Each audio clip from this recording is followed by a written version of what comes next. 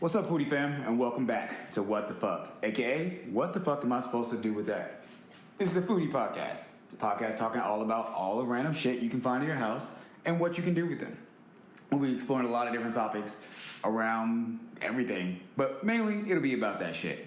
This is episode 3, and today we have a special guest, one of my very good friends. I've known her a really long time. We've worked together and talked food for many, many years. Her name is Chef Kira Wimple. She's out of Seattle, and she's here to talk foodie shit with us today. Kira, why don't you tell us about your foodie journey and what you love about food? Yeah, I know, freeze frame. You guys can't see it right now because Kira is making a very funny face. But for backstory, I met Kira almost, 5-10 years ago? It feels like it's been forever. But it had to be 6 or 7 years ago. And we were working at an advertising agency where we immediately became friends because among the group of us that started at this agency, we were clearly older millennials and the rest were children. So we ended up becoming friends and bonding. And one of the things we bonded over immediately was probably food. I loved food. I love to cook food. You're a chef. You love to cook food and things of that nature. But you tell us about your cooking journey, when you fell in love with cooking and what you love about food. Yeah, so I've always been into cooking. When I was little, my mom actually worked as a chef. So I remember her waking us up before school because she had to be to work at like 4 a.m. or whatever, like bakers do. And she would wake us up in our PJs and take us to the bakery, and she would start cooking while we like slept under her desk, basically. And then our babysitter in her Firebird would come pick us up and take us home, and we would finish sleeping and then go to school. Yeah, she had a Firebird. So I've kind of always that's been something around interesting, though. I don't think I ever knew that your mom was a chef either. I don't think I knew that. Yeah, she started, I was probably in like kindergarten when she started cooking. She worked professionally like in the little cafe in my hometown for, I don't know, till I was probably in like 2nd or 3rd grade. And then just kind of decided it was too much and she wanted to be home with us. So then she stayed home with us, but she always kept making wedding cakes for people that we knew. So there was always food like in our house. Like obviously she had the privilege of being a stay-at-home mom, so she cooked like all of our dinners and lunches and stuff like that. Like we got really spoiled. Like I didn't even know what ramen noodles were until I was in high school. Lucky I was such a bougie ass little child because she was always making these wedding cakes. One of our favorite wedding cakes that she made had a chocolate meringue with a Kahlua buttercream, and we used to like gobble that shit up, and we're like 8 years old, like, Mom, make the coffee buttercream so that we can have it with our chocolate meringue. So remind me, Kahlua is not the one. Bailey's has the liquor in it. Oh, Kahlua does too. So you were getting drunk as a kid. Oh, okay. I mean, we tried, but no, she would cook it off when she put it in, and then like the other one that we really loved, like she had this Grand Marnier brushed cake with the raspberry buttercream. That was the other one that we always ate. So like we were really, really spoiled. And there was like chocolate chip cookies on a nonstop supply until my mom went to PA school when I was in high school.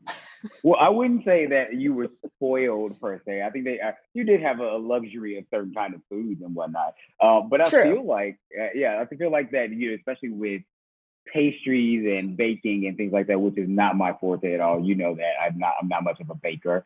I think that's a little bit different than the kind of food. So you had a lot of luxury sweets and whatnot. True. We were very spoiled when it came to like not common things, like baked goods, cakes. Like who has cake regularly in their house? If you do, please call me.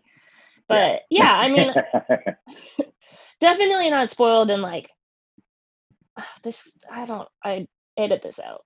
I mean, parents cook for their kids every night, obviously. Like we weren't spoiled because our mom cooked for us. Like that's a normal thing that everybody does. I guess we were spoiled in that my mom made like fancy ass cakes and we got scraps of it. Yeah. Well, for the purposes of the show, I think that it's more of talking about like the segue between having well cooked meals and well-cooked treats and cakes and things like that, and inspiring your love of food. So I feel like you did a great job of actually talking about that. But yeah, you're right. Everyone does cook something to Yeah. some extent. Yeah, at some point. So I want to talk about like a little bit more about like your professional adult life though. Like when, because probably Okay. when you listen to episode 1, if you haven't, because I know you haven't, because I haven't released it yet.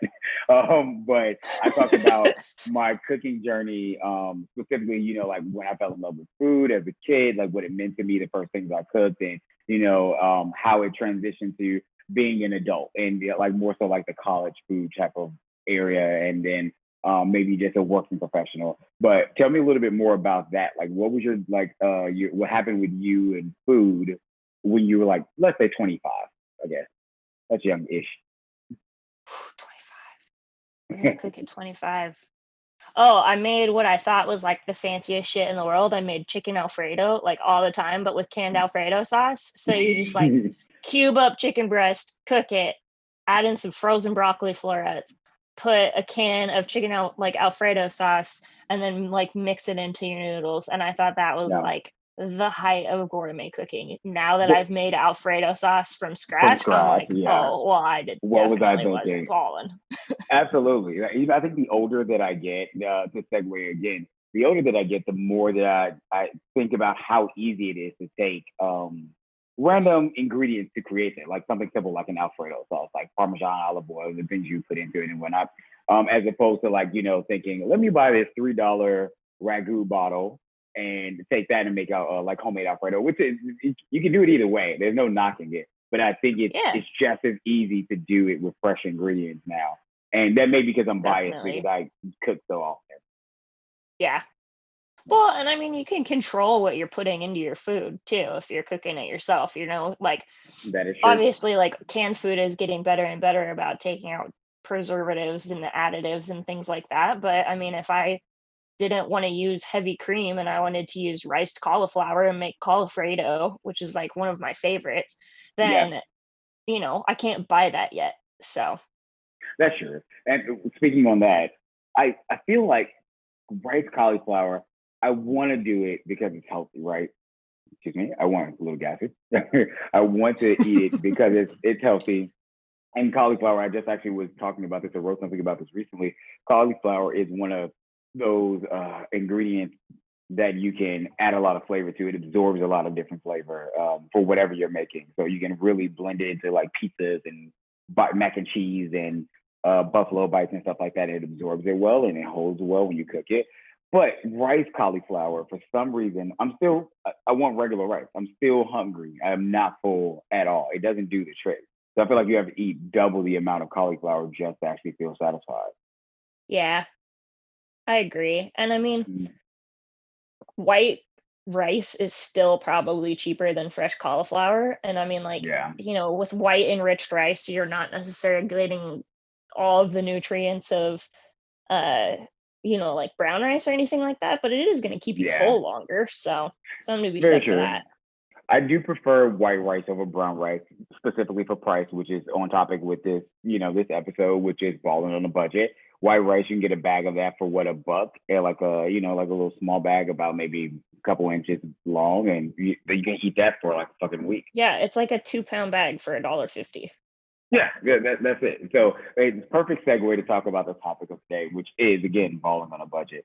So for me, I think I get joy sometimes out of getting a good deal on certain things. And I mentioned this to you before about the butcher and like possibly like having fresh, cheaper meat. But the butcher, the food town right near us, it's literally they just every day I go in there, they change something. So I don't know what's happening with that, but they upgraded the store some way. And I enjoy it because I go there all the time, especially during all of this quarantine. That's the only place I went was to the grocery store. But I love going to the store and then I will literally pick up a pack of chicken thighs or something else, or some steaks or something, and then literally compare the prices, whether it's 49 cents cheaper on one or higher on the other. And I will choose, like basically bargain with myself. But there's also deals that the butcher has and everything like that. So my question to you, based off of what I just said, basically, is What is your favorite thing to get on a budget? Spices. Mm. I lose my mind when spices are on sale because spices are so expensive and they last forever. But like, I have a hard time paying $8 for a half an ounce of cinnamon. Like, even though I know it's gonna last me a long time. So when that stuff goes like buy one, get one free or buy one, get one half off, like I stock up on spices. I agree with that. Spices are very expensive. Probably my favorite spice to buy, and I always try to catch it on sale as well, is truffle salt. Specifically because it's always a Oh, you fucking fortune. fancy. It's not that fancy. I love it. I literally once had it on popcorn many, many years ago, and I've not stopped using it in everything whenever I can because it's something about the herby saltiness that tastes so good to me. But yeah, spices are a good one. I think for me going back, I think it's meat for me. For it, I can literally, although my husband is basically a vegetarian or is a vegetarian, so he doesn't have to get a chance to partake in it.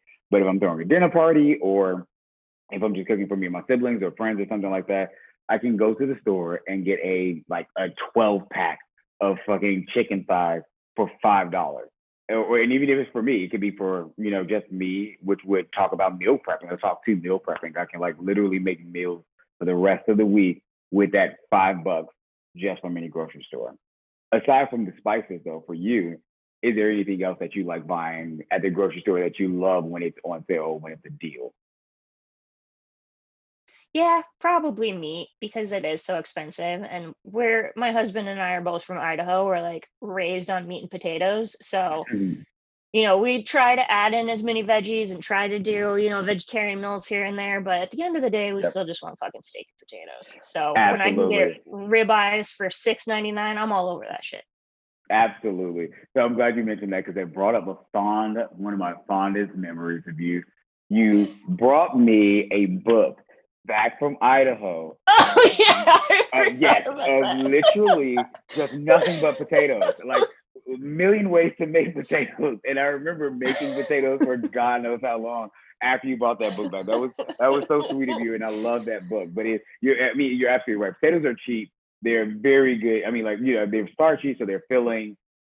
They can go with anything in any meal. So it was perfect to have a book like that, and especially to know someone from Idaho who literally just knows potatoes. I forgot about that book.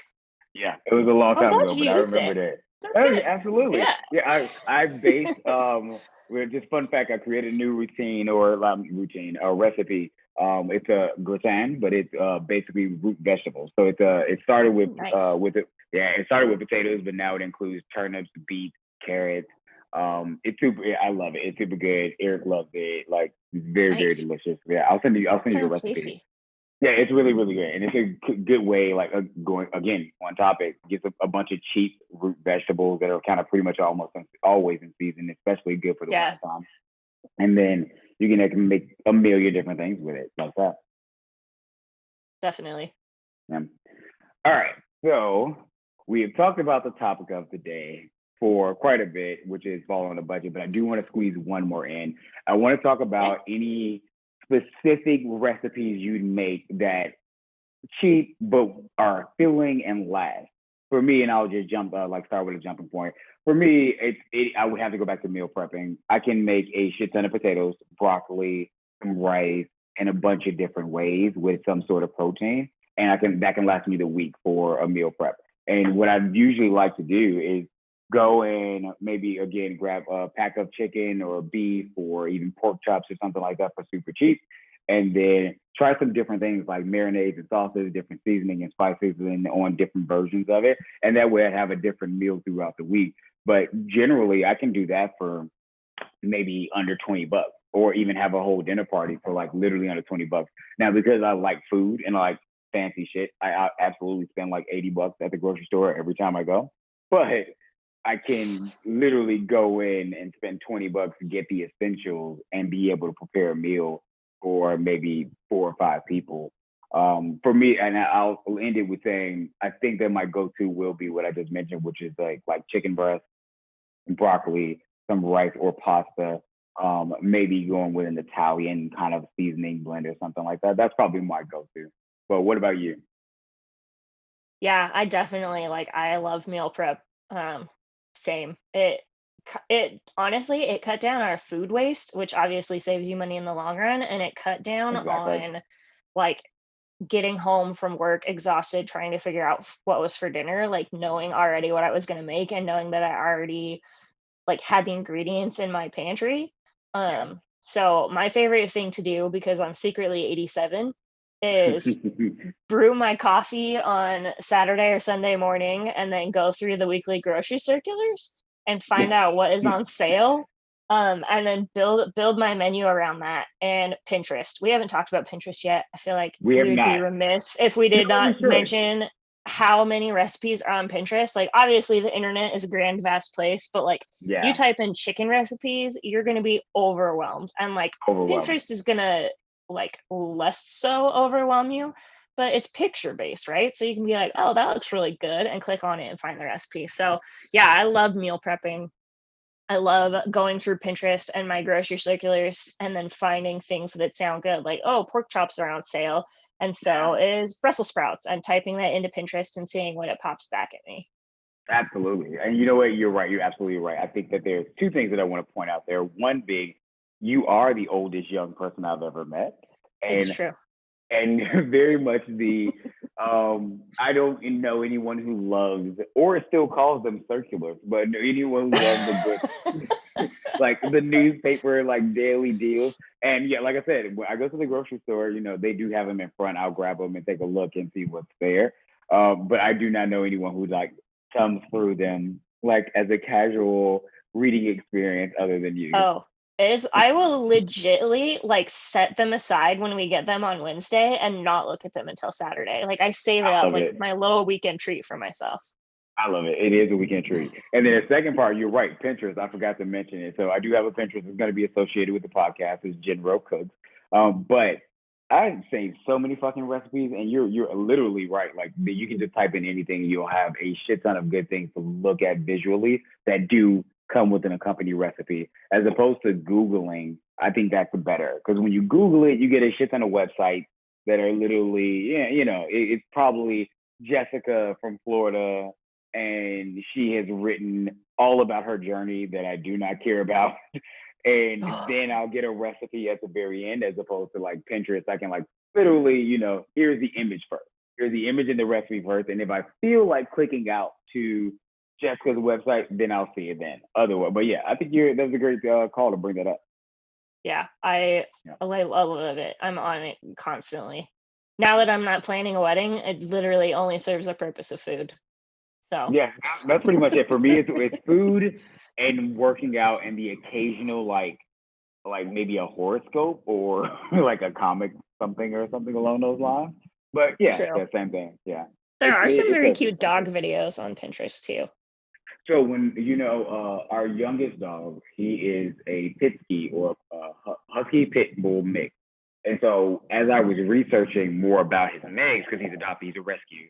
As I was researching about it, it always drove me to Pinterest, and it was always pictures. There's no information about these breeds. There's literally no information, but everyone thinks they're adorable, and they want to take They are pictures. adorable. He's Yeah, so adorable. that's good.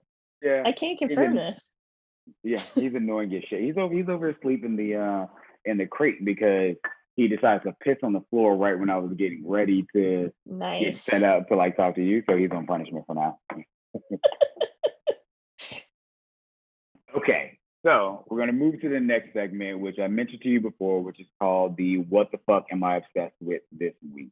This is gonna be a Okay. situation or a topic where we literally just talk about what we're obsessed with.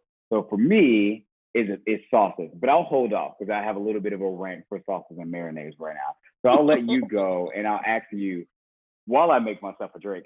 What are you obsessed with this week? Lately we have been obsessed with Middle Eastern and Persian food. Again, this was a Pinterest find. I'm not sure that this is a tangent. I'm not sure Pinterest actually knows who I am.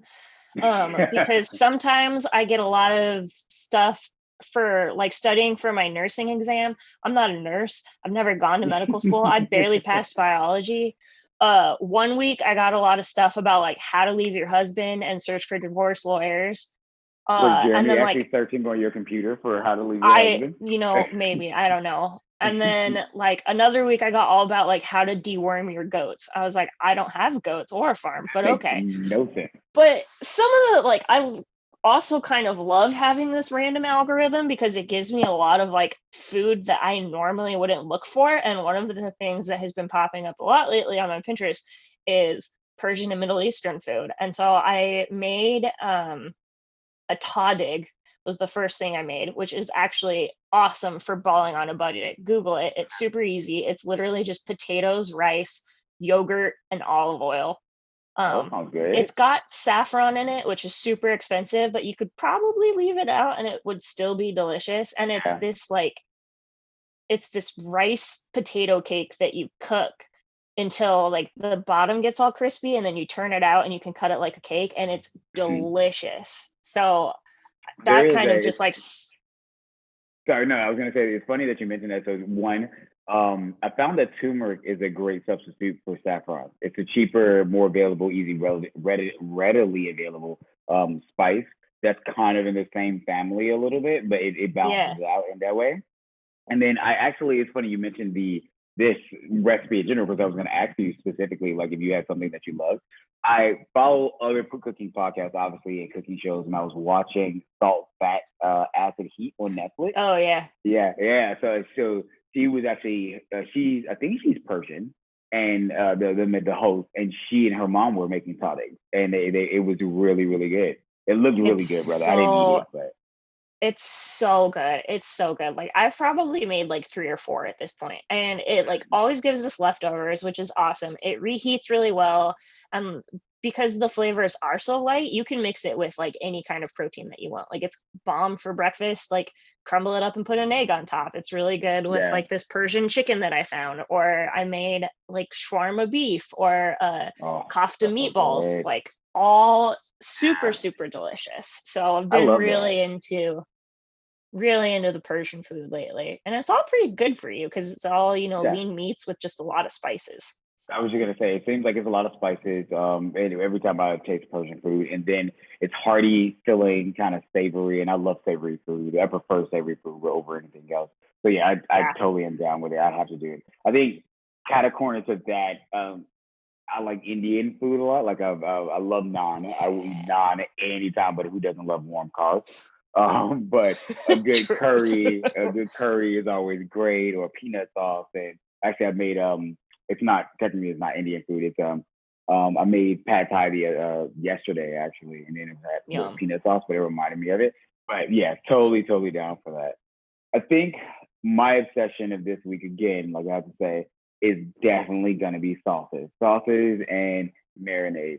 The reason I think that these are like so great, or why it's my obsession this week, is because it takes all the fucking work out of what I have to do. Like with a dry rub, you do it right then and there, and then you cook it right then and there. But with the marinade, I can let this sit. I can go and take the dogs out. I can talk to my husband about Housewives, which he loves, or I can make a drink. Either way, I don't have to actually do the hands-on work, and I get all the benefits of the flavor. And what I discovered recently was at the local food town. Shout out to Food Town. It's over here again. I'll keep pointing this way. You guys can't see me, but Kira can see me. I'm pointing behind me because Food Town is in that direction. But the Food Town has let me just grab a bottle so I can read the label. There is a blend of sauces from a group called World Harbors. That. Oh. Yeah, so they're like a dollar. They're literally like $1, maybe $1.25 or something like that. And they have a bunch of flavors, everything from honey Dijon to lemon pepper to garlic and herbs, or steak or teriyaki or something like that. But the reason I love that and why I think this is perfect for balling on the budget this week is specifically because they are $1, and I think that for people, I won't say like unlike you and I who cook every day, but people who are trying to cook every day but don't know how, or are trying to figure out how to step their game up, a good marinade or a sauce can go a long way. And pre-made is so nice because they're so easy. Mm. Like they take all of the guesswork of like how much lemon to how much pepper do I need to put in, or how much Dijon to how much lemon do I need to put in. Like pre-made is such a good spot to train your palate to what tastes good, so that when you get more confidence, you can try it on your own. I agree. You're absolutely right. And I think that it also, it dawned on me, it does introduce new flavors to your palate. So, like someone who doesn't know Persian food or Greek food or even maybe Mexican or Italian, they can buy a blend of flavors or sauces or things like that and actually use that. Don't worry about having to figure out how to make it. Just pour this on that shit and then let it sit for at least 30 minutes. And then, I mean, you're good. You have that whole new thing, and you don't even have. And in the time of Rona, because we're still in the time of Corona, it does help when people who are not comfortable with going out to restaurants. I've been out to several restaurants, but it helps for people who haven't. Definitely. Segue. I'll actually ask you that. How are you guys doing with Rona and like your food? Are you actually going out to eat it all, or are you just in house? I know you cook a lot, so curious. Yeah, we haven't gone out to that many restaurants. We actually did go on vacation, which was I stressful. saw your Instagram. Yeah, it was a little stressful, but I mean, shout out to the airports and the airlines. They're doing a really great job. We went to Vegas. The casinos were amazing. They did, they literally had like probably hundreds of people just like walking around telling everyone to keep their masks on, cleaning things constantly, doing a really good job. So I mean, we went out to eat there, but in terms of like home life, like we haven't been we do takeout. Okay. Yeah. I think back in like late March, they had like a takeout Tuesday, trying to encourage everyone to get takeout from their local restaurants. So we just kind of like adopted that, and we were probably doing takeout we probably do takeout like once a week. Yeah. Same here actually. We started ordering more for Grubhub from Grubhub specifically to one help the small businesses that were reopening as they started to open. That were local. Break up our food routine obviously so that we can try new things. And then two, going back to Grubhub, I believe if I'm not mistaken, they were donating a portion of their proceeds to those businesses or to small businesses or something like that. It was something very nice to help out with the community. That's cool. So so it was pretty cool. I get it though. No, that's cool though. I do miss Vegas. Sorry. I think that we love Vegas. We as being here, we fucking love Vegas. We've been there a couple times, and I don't recall ever eating there a lot though. I need to go back and try. Yeah, no. Every time That's like literally since all the shows are canceled, like food is all there is. Like yeah, now, but before when we go, it's like summertime and we're gay and trying to be out and be half naked. And so it's mostly about drinking. And then, we'll eat when we need to, but I don't recall eating a lot every time I'm in Vegas. But, we this is how you know that like things are still not back to normal, because we were able to get a reservation at Momofuku for 7:30 p.m. the day before we were going to be there. Really? Yeah. Yeah. I'm gonna have to try it. It was I want to try Momofuku here. Oh, was it? It was amazing. Okay, I'm gonna have to try it. I've been seeing it like randomly pop up if I look for restaurants and food near me because there's a location here in New York, and I was thinking like, oh, I want to try it so bad, but then I kept thinking, but it's expensive. Is it gonna be worth it? Like, is it gonna go to? Yeah. Okay. Well, that is the only place that I would pay $25 for chicken katsu anytime I was around. I know chicken katsu sounds good. Eric makes fun of me because he says I can eat Chinese food like every week. I'm not saying that's Chinese food, but it reminded me of like shrimp fried rice or something. And there's a place around the corner from here called I don't even know the name of it. The Chinese place, and it literally has the best house special fried rice, which is like a combination of pork, shrimp, beef, and I literally get it at least once a week, and I specifically get it and other shit. But I'll get the noodles. I'll get noodles and then maybe some wings or something else and then I will get the house special fried rice and I will put it in the fridge and save it for lunch for the next day or something like that. The Chinese food for some reason is always better when it's cold and reheated. Oh, I don't know why. definitely. So. Yeah, definitely. All right. So we're coming up on time. We're at the last topic of the show. I've been enjoying this conversation, and obviously I love talking to you, especially about food. But the last one is a topic that we're going to talk about today is the what the fuck featured item. So I told you this is going to be me just literally going over to the cabinet. I'm going to find something. I'm gonna go. Okay, so I'm going to tell you to say left or right, and you'll choose. That'll determine. So left or right. Left. Left. Okay, so that's the spice cabinet, which is already open. All right, so we're gonna go. We have 1, 2, 3, 4 shelves. We're gonna go between those 4. You choose 1 to 4, and I'll just grab a random item. 4 looks crowded. That looks like our best. Yeah, 4 is crowded. 4 is crowded. All right. Get in there. Get in there.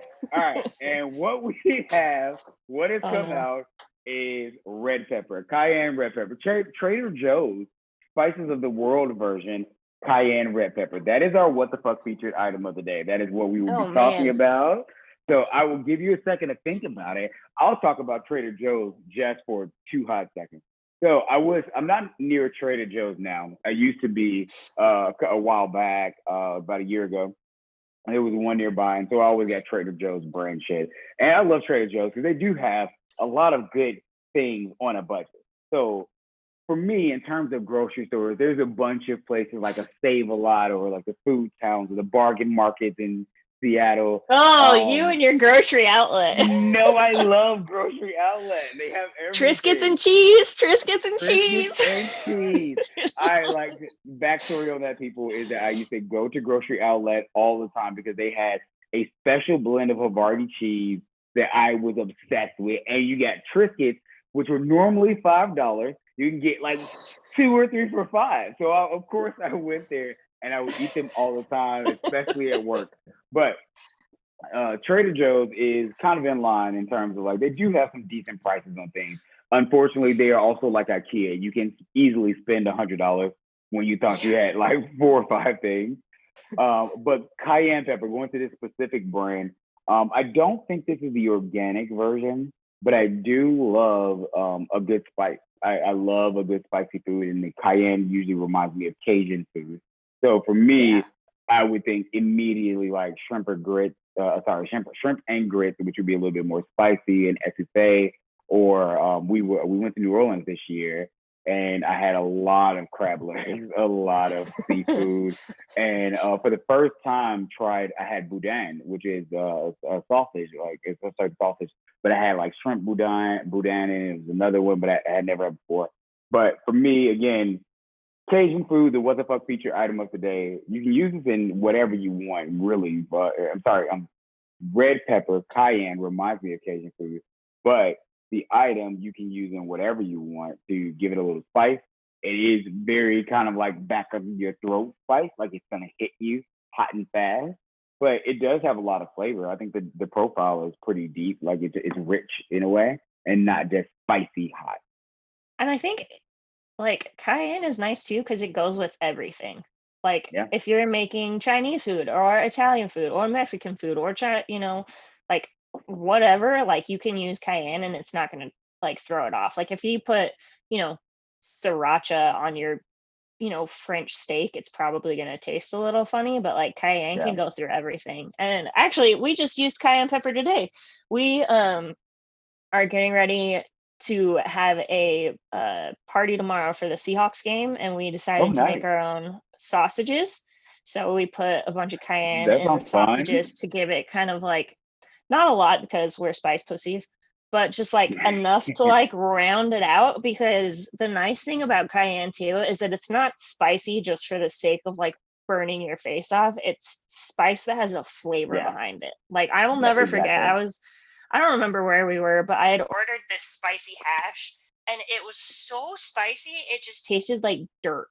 Like there was nothing behind it. And I hate that. Like I'm working on my spice tolerance, but there has to be a flavor behind it. And I think cayenne is awesome for that. Like if if black pepper is not enough for you and you don't want to add hot sauce, like throw cayenne on it. If black pepper is not enough for you, I love that. So if you're a spice pussy and you actually want to take it up a notch, go away from the black pepper. Put it down. Step away from the black pepper. Pick up a little cayenne red pepper, and actually just dump a little bit on that and see what that looks like. See what that feels like. On a level for you, Kira, on a level of 1 to, let's just say 1 to 10, where do you rank red peppers or cayenne peppers?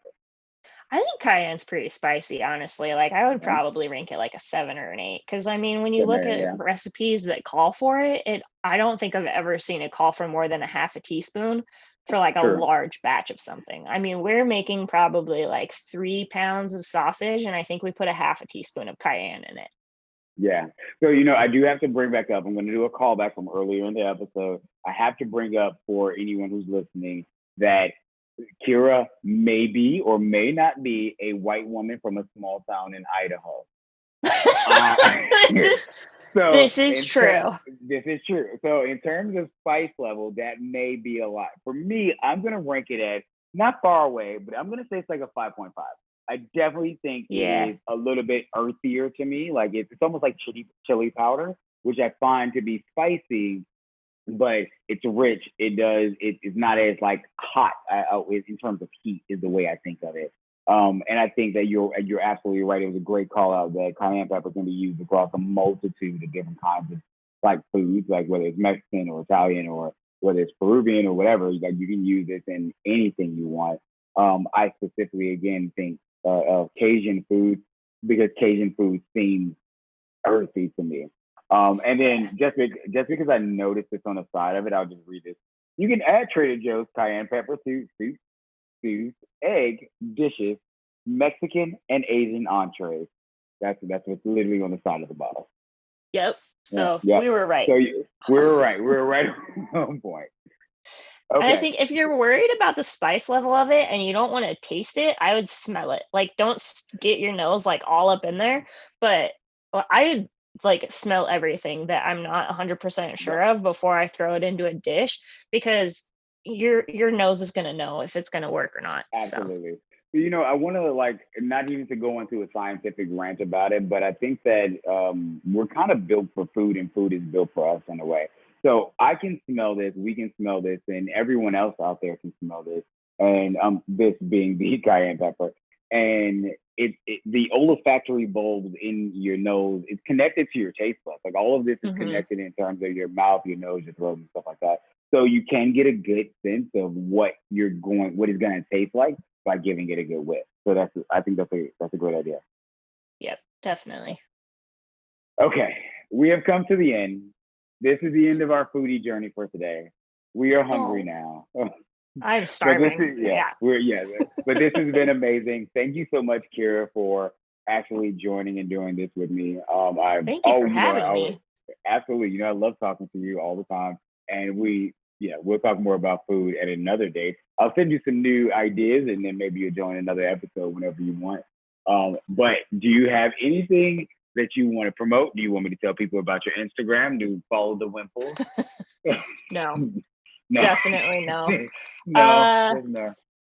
Plug Amy's Bakery. If you're in the Seattle area and you happen to be down south near Rainier Beach, go check out Beach Bakery. She's got the #1 bar cookie in the city, and she's an awesome person. She's a local small business. She makes food from like all over the world, all different types of stuff, and it's delicious. Amy's Bakery. Okay, I don't think I've had it. Even when I lived in Seattle, I don't think I've been there. But I do kind of recall you having a friend who owned a bakery that was like closer south. Because I think we talked about like maybe a couple places in Columbia City. I don't know if it's a haze right now, but I feel like we've talked about this before. Definitely, yeah. Beach Bakery in Rainier Beach. It's awesome. Awesome. Okay, well, thank you to my amazing special guest, my friend Kira Wimple, and her commentary today. She'll be back at some point in time, but right now we are going to wrap it up. Well, that's a wrap for season 1, episode 3 of What the Fuck, aka What the Fuck Am I Supposed to Do with That? Episode called Ballin on a Budget. Thanks again to my friend Chef Kira Wimple for joining in on the Foodie Fun conversation, and thank you guys for listening. Make sure you come back next Thursday to check out episode 4, and if you're looking for more content, check out my site, GinRoeCooks.com. It's GinRoeCooks. Sorry. So GinRoeCooks.com. Check it out. There's a bunch of food porn shit, that deliciousness that you want to see. There's a bunch of recipes and some other information that you might find fun. You can also follow me at Gin Roe Cooks on IG and Facebook, and then check out the What the Fuck Podcast IG as well. Be sure to download the HausHill Entertainment Network app if you haven't. There's a bunch of great content on there. A lot of shows like the Debate Talks and Slick Talk, and yeah, there's a bunch of great shit there. But definitely come back next week, and I'll see you around.